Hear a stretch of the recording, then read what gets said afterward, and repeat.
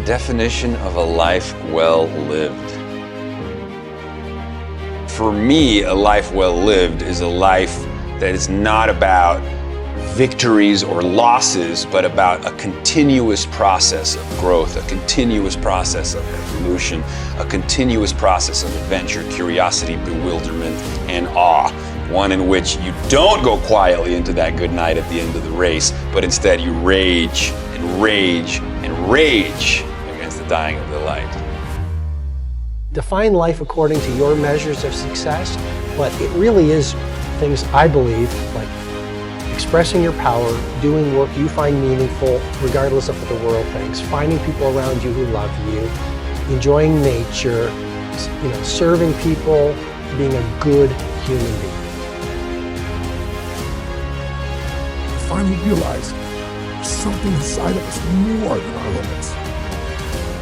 Today, all of us can have an impact. The difference between having an impact and not having an impact is a decision. Not resources, not money, all there. It's a decision. So I want to talk a little bit about mindset today, about thinking, about how we think. Because ultimately it's the most critical thing. What distinguishes us as humans from every other animal, what distinguishes one human from another is how we think. And I want to encourage you to think what I call a bold and abundant mindset. Because how you think matters, and it changes everything in your business, in your life, everything.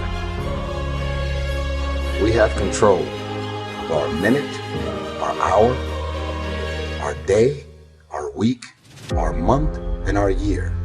Stop running around being on the receiving end of whatever people want to dump on you.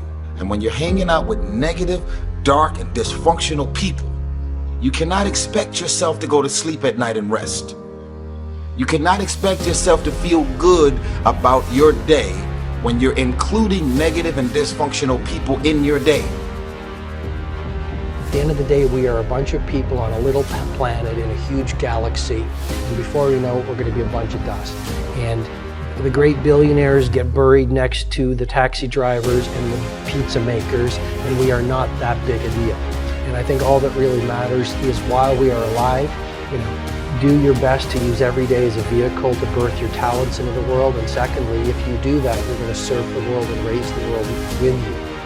And that all just comes from inner power. I mean, that's just deriving your power from the place within. And that's where you get grace, and that's where you get great creativity. That's where you get boundless energy, because it's not about addicted to what the world thinks of you. When you're trying to differentiate, when you're trying to do something different, there's going to be that gut moment, that gut sense. Is this right? Is this not right? If you're not having doubt, you're not pushing the boundaries far enough.